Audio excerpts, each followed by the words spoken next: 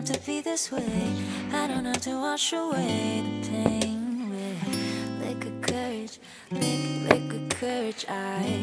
Okay, vergesst so ein bisschen das, was ihr gerade gesehen habt. Ich habe nämlich meine Leseliste für den Februar noch mal ein bisschen geändert, beziehungsweise ich habe ein Buch wieder weggetan. Aber erst einmal herzlich willkommen zum neuen Reading Vlog für den Monat Februar. Der Februar ist ziemlich kurz, aber trotzdem möchte ich natürlich einiges lesen. Und diese Bücher zeige ich euch jetzt. So fange ich ja immer ganz gerne meine Lese-Reading-Vlogs an. Und das erste Buch, das ich beenden möchte, habe ich im Januar schon so ein bisschen angefangen, dann aber noch mal kurz zur Seite gelegt. Habt ihr in meinem Januar-Reading-Vlog dann auch gesehen. Und zwar ist das dieses hier, die Sullivan-Schwestern von Catherine Ormsby. Ich habe die ersten 50 Seiten davon schon gelesen und freue mich sehr darauf, hier weiterzumachen. Es geht um 3 Schwestern, die sich so ein bisschen entfremdet haben. Und dann bekommen sie aber die Nachricht, dass sie geerbt haben. Und ja, sie machen zusammen einen nächtlichen Roadtrip und darum geht es in diesem Buch. Und wie gesagt, ich freue mich sehr darauf, hier weiterzulesen. Dann habe ich hier The Inheritance Games von Jennifer Lynn Barnes, ein Buch, das ich schon so lange im Auge habe und deswegen im Februar jetzt auch endlich lesen möchte. Ist ein Rezensionsexemplar, habe ich mich sehr darüber gefreut, dass das hier einziehen durfte. Auch hier geht es um ein Erbe, interessanterweise. Und zwar geht es hier um Avery und sie bekommt plötzlich die Nachricht, dass sie 50 Milliarden Dollar geerbt hat von einem Mann, den sie überhaupt nicht kennt. Und um ihr Erbe anzutreten, muss sie ja in sein Haus ziehen, wo aber auch die Familie des Mannes lebt. Und die Familie, wie man sich vorstellen kann, ist halt überhaupt nicht begeistert davon, dass die halt komplett leer ausgehen und irgendein unbekanntes Mädel halt alles erbt. Und dieses Haus hat halt wohl auch nochmal seine Besonderheiten, weil dieser Mann der großer Fan von Rätseln war und das findet sich halt auch in seinem Haus wieder. Und ich glaube, ja, weil halt auch die Familie da wohnt, ich habe halt auch so ein bisschen, meine ich, gehört, ja, The Inheritance Games, dass Avery von der Familie halt auch wie so ein paar Prüfungen auferlegt bekommt. Und ich bin natürlich auch sehr gespannt auf diese Frage oder auf die Antwort darauf, warum ausgerechnet Avery das ganze Geld erbt. Von meiner 12 vor 2022 Liste möchte ich dieses hier lesen. Sebastian Fitzek, der Seelenbrecher. Und ich habe ja im Januar mein Video hochgeladen mit den Büchern für 2022, also die 12 Bücher, die ich in diesem Jahr lesen möchte. Und ihr habt mich in den Kommentaren so neugierig auf der Seelenbrecher gemacht. Ihr habt alle geschrieben, das ist so gut und so spannend, dass ich es direkt auf meine Februarliste gesetzt habe. Hier geht es um einen, ja, ein Mörder ist es ja, glaube ich, eigentlich nicht, weil er bringt ja seine Opfer nicht um, aber um jemanden, der Seelenbrecher genannt wird, weil seine Opfer ja überhaupt nicht mehr wiederzuerkennen sind. Das ist halt im wahrsten Sinne des Wortes irgendwo die Seele dieser Person gebrochen. Und dann passiert es aber, also Schauplatz des Ganzen ist dann wohl so eine Klinik, eine Privatklinik und eine psychiatrische Luxusklinik steht hinten drauf. Und dann passiert halt das Folgende, dass wohl der Seelenbrecher irgendwie in diese Klinik reinkommt und alle, die halt dort arbeiten, sitzen halt in dieser Klinik fest und mit ihnen der Seelenbrecher. Und Fitzek, ja, immer wieder spannend und immer wieder gerne gelesen, deswegen freue ich mich sehr hier drauf. 3 Bücher habe ich noch und ich glaube, wir wissen alle, dass ich alle nicht davon schaffen werde, aber nun gut, machen wir mit meiner Fortsetzung weiter, die ich im Februar lesen möchte und das soll dann jetzt auch endlich mal die Perlenschwester von Lucinda Riley sein, Teil... Das ist nicht Teil 3, ne? Das ist Teil 4, oder? Teil 4 ja, hier steht es, der 4. der Schwesternreihe. Teil 4 der 7 Schwesternreihe. Ich komme da manchmal so durcheinander, wer jetzt welches ist. Und hier geht es um Cece und Cece war mir bisher ja nicht immer die sympathischste in den vorherigen Bänden. Aber wer weiß. Ich habe sehr Gutes auch hierüber gehört. Und deswegen freue ich mich da, mit Cici zusammen nach Thailand und nach Australien zu reisen. Ja, bei den vorherigen Büchern war das immer so, wenn ich da mal drin war, wenn ich da mal angefangen habe zu lesen, ging das dann auch immer rucki zucki, dass ich die Bücher weglesen konnte. Deswegen, ich freue mich sehr, hier endlich weiterzumachen und weiterzulesen. Ich hoffe sehr, dass ich es dann im Februar auch noch schaffe, eine Suppleiche zu lesen. Ich habe auch das war jetzt noch Anfang Februar, also der Februar ist schon so ein paar Tage alt. Und ich habe jetzt erstmal ein Buch beendet, das ich aus dem Januar noch mitgenommen habe. Und zwar ist es Du oder Sie oder beide. Und das ist auch eine Suppleiche gewesen von mir. Zähle ich jetzt halt auch so ein bisschen mit in den Februar rein. Aber wenn ich noch eine zweite schaffe, wäre das natürlich toll. Und da habe ich Liberty Bell von Johanna Rosen ausgesucht. Ja, halt auch irgendwie ein Buch, das damals, als es erschienen ist, wann war das?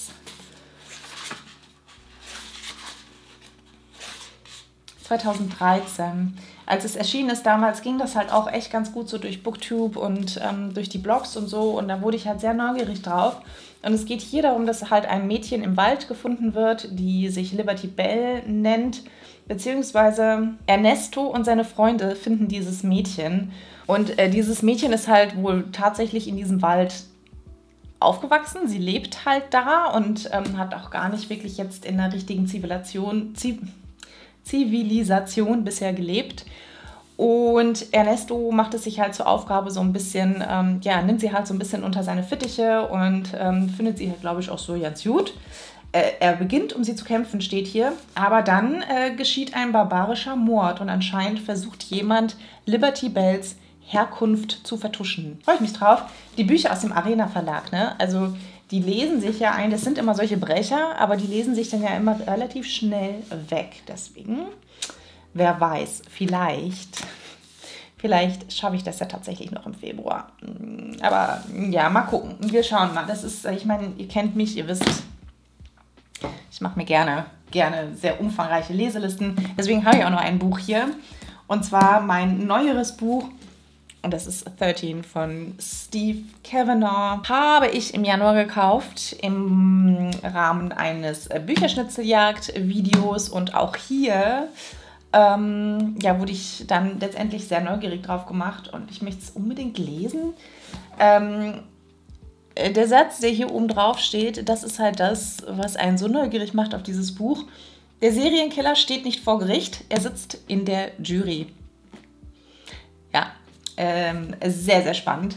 Was jetzt auch so ein bisschen, nachdem ich das erste Mal vorgestellt habe in meinem Video, dieses Buch, ging so ein bisschen dann durch die Kommentare, dass das wohl eigentlich ein Teil einer Reihe ist.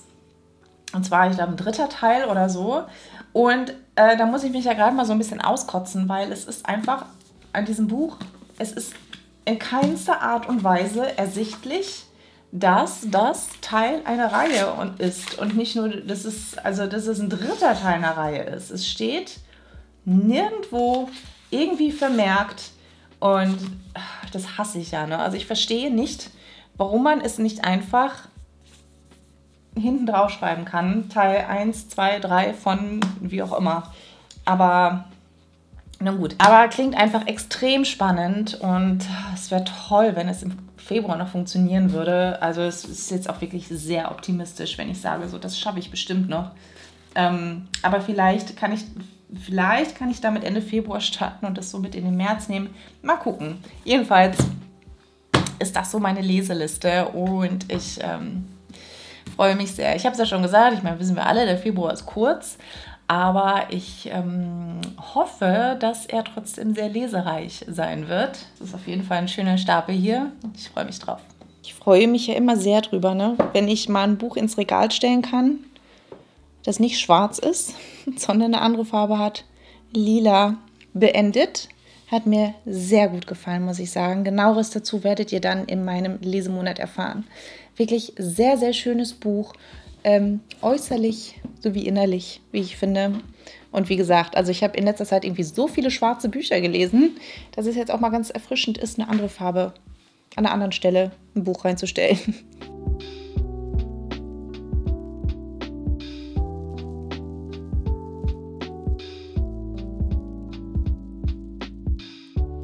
Guckt mal, was bei mir eingezogen ist.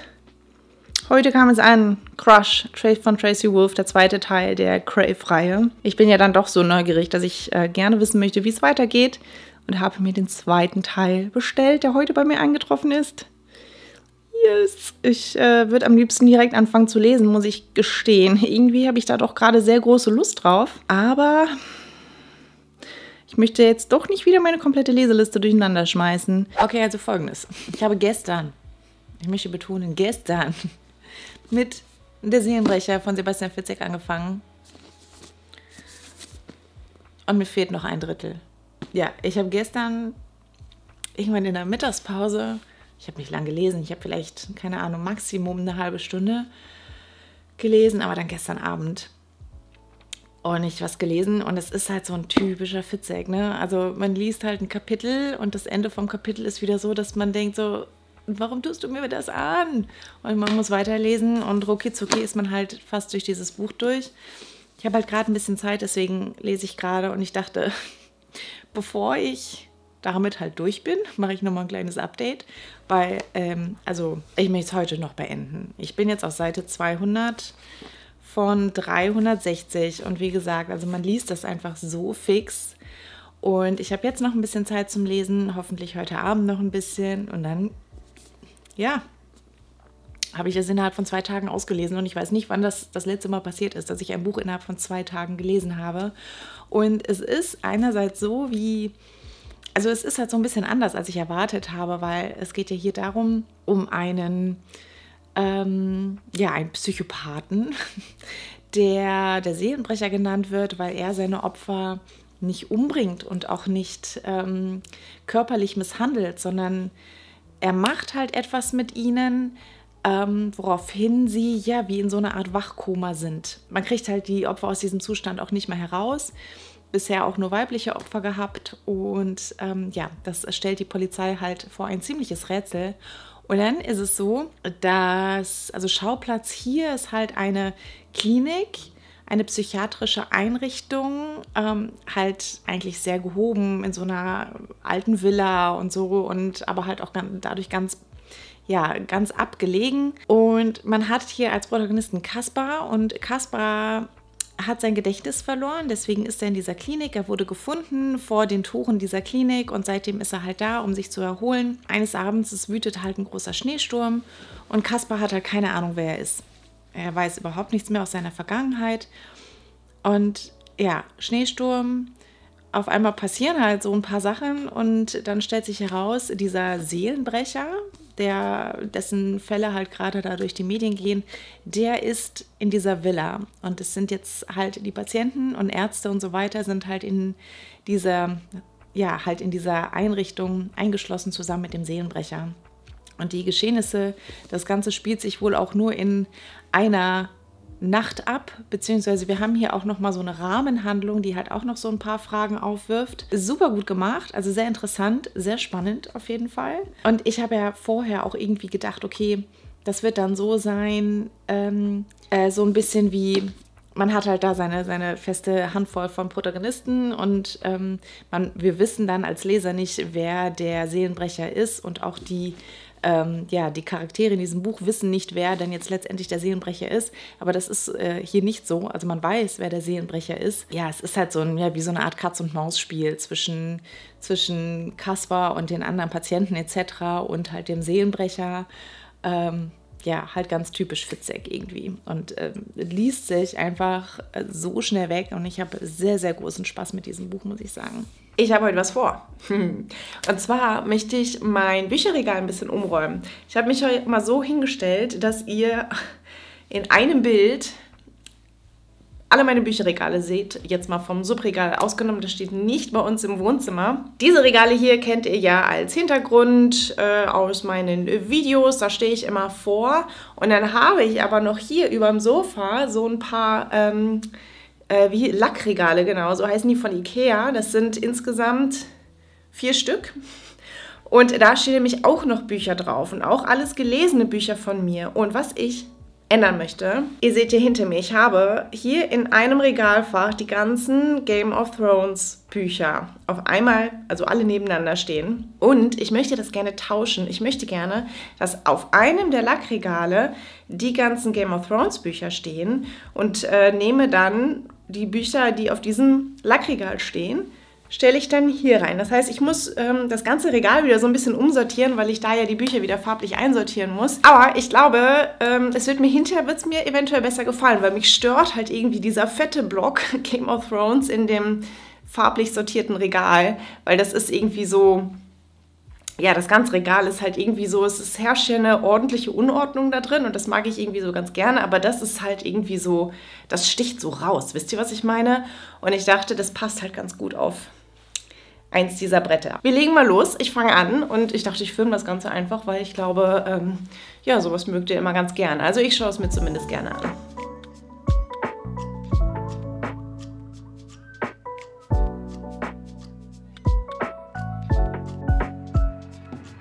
Da seht ihr das Regal oder die Regalbretter nochmal genauer. Ich glaube, ich werde nämlich diese Bücher rüberstellen ins andere Regal. Vielleicht auch ein paar von denen, mal gucken. Ich muss mal gucken, wie es aussieht und vor allem auch, wie viele Bücher dann halt auch ins andere Regal passen.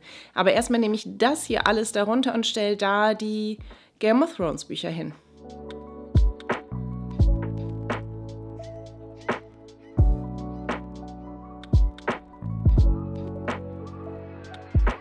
Because the moment you have a situation where you are really in control of things, that is to say, in which the future is almost completely predictable.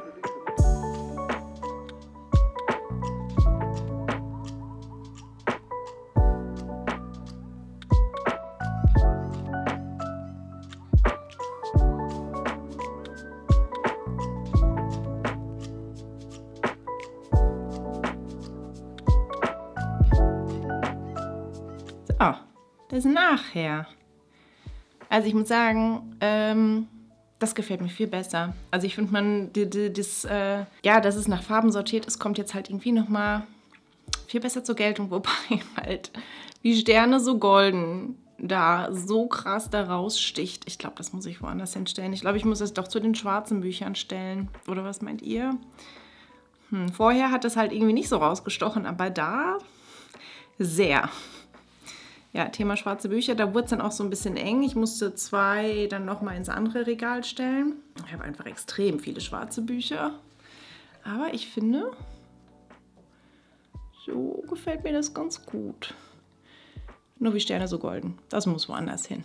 Tja, was soll ich sagen?